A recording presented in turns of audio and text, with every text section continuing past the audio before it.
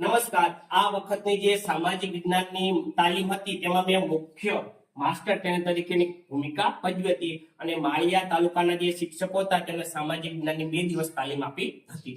આ વખતની તાલીમની વાત કરું તો મુખ્ય 4 બાબતો હતી, એટલે કે 4 પેડાગોજી દ્વારા આપણે શિક્ષકોને તાલીમ આપવાની હતી. પ્રથમ વાત કરું તે વાર્તા કથન દ્વારા, એટલે કે વાર્તાનું સ્વરૂપ બનાવી તેને પૂર્વજ્ઞાન તરીકે બનાવી અને આપણે બાળકોને સરળ રીતે સમજાવવાનું છે.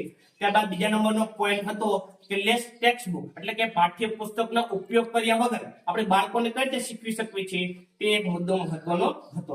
ત્યારબાદ અલગ અલગ પ્રકારની ટેકનોલોજીનો ઉપયોગ કરી અને આપણે વિદ્યાર્થીઓને કઈ રીતે સમજ આપી શકાય તો ત્રીજો મુદ્દો હતો. અને મહત્વનો ચોથો મુદ્દો હતો કે આ બધા પ્રકારનું શિક્ષણ આપી અને બાળકો પાસે આપણે મૂલ્યાંકન કઈ રીતે કરી શકાય, બાળકોનું મૂલ્યાંકન કરવું હોય તો કઈ કઈ પદ્ધતિ ઉપયોગ છે. આ 4 મહત્વના પોઈન્ટ દ્વારા મેં માળિયા તાલુકામાં સામાજિક વિજ્ઞાનના શિક્ષકોને તાલીમ આપેલી હતી. તો ચાલો જોઈએ.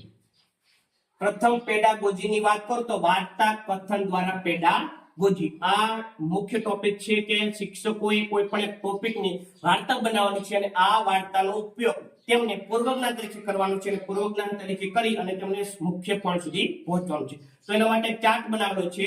અહીં વાત કરું તો મુખ્ય જે ખાનું ખોલ છે એટલે એની અંદર એક પ્રશ્ન આપેલો હશે. દાખલા તરીકે એક પ્રશ્ન આપણે જોઈએ તો એની અંદર એક પ્રશ્ન આપેલો હશે કે હું છું મેળતા રાજવીની પુત્રી, હું છું કૃષ્ણ ભક્ત, બોલો હું કોણ? તો આનો એક જવાબ આપશે અને આના જવાબ દ્વારા તેમને ઈ જ મહાન વિભૂતિ છે અથવા કોઈ પણ રાજા છે તેની વાર્તા બનાવવાની છે અને તેની બાળકોને સમજ આપવાની છે. તો આવા અલગ અલગ રાજાઓ, મહારાજાઓ, સંતોને અલગ અલગ પ્રકારની પૂર્વજ્ઞાનની વાર્તાઓ શિક્ષકોએ જાતે બનાવવાની છે. ત્યારબાદ બીજા પોઈન્ટની મેં વાત કરી કે લેસ ટેક્સ્ટ બુક, એટલે ટેક્સ્ટ બુકના ઉપયોગ કર્યા વગર આપણે બાળકોને શિક્ષણ ભણાવવા માટે રમત દ્વારા કઈ રીતે શીખવી શકાય તેની વાત કરી છે. તો એક મેં બોક્સ બનાવ્યું છે કે બાળક આ બોક્સ ખોલશે અને તેમાં અલગ અલગ પ્રકારની ચિઠ્ઠીઓ આપેલી હશે.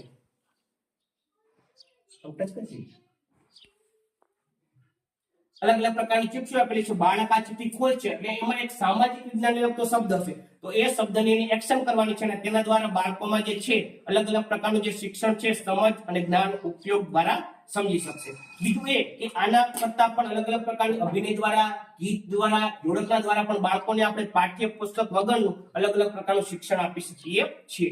ત્રીજી વાત કરું તો ટેકનોલોજી દ્વારા. તો હાલના સમયમાં આપણે જોઈએ કે બધા જ અલગ અલગ વર્ગખંડમાં સ્માર્ટ ક્લાસ આવી ગયેલા છે. તો તેમાં અલગ અલગ પ્રકારની ટેકનોલોજીનો ઉપયોગ કરી આપણે બાળકોને શિક્ષણ આપી શકીએ છીએ.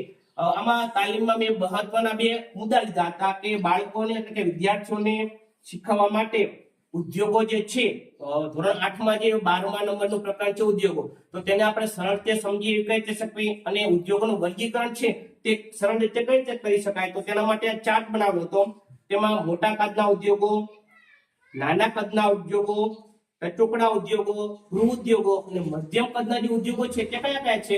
તો એના માટે આવા કાર્ડશીટનો ઉપયોગ કરી અલગ અલગ ચાર્ટ બનાવેલા હતા. તેના મદદથી તેઓ જાતે વર્ગીકરણ કરશે અને કયા ઉદ્યોગમાં કઈ બાબત આવે છે, કયું વર્ગીકરણ થાય છે તેઓ સમજી શકશે. બીજી એક વાત કરું તે અલગ અલગ પ્રકારના જે બીજા ઉદ્યોગો આવે છે તેનું વર્ગીકરણ કરી શકાય. તો તેવા 5 પ્રકારના જે ઉદ્યોગો છે તેનું અલગ અલગ ચિઠ્ઠી દ્વારા અને ચાર્ટ દ્વારા પણ તેઓ અલગ અલગ પ્રકારે વર્ગીકરણ કરી શકે છે. તો બાળકોને સરળ રીતે સમજી શકે, રમતા રમતા સમજી શકે એના માટે અલગ અલગ પ્રકારના સાહિત્યની રચના કરેલી હતી. અને આ વખતનો જે મુખ્ય પેડાગોજીના અલગ અલગ પ્રકારના 4 મુદ્દાઓ હતા, વાર્તા દ્વારા, રમતો દ્વારા, ટેકનોલોજી દ્વારા અને મૂલ્યાંકન દ્વારા આ જે 4 બાબતો છે તેને સિદ્ધ કરવાનો પ્રયત્ન કરેલો હતો.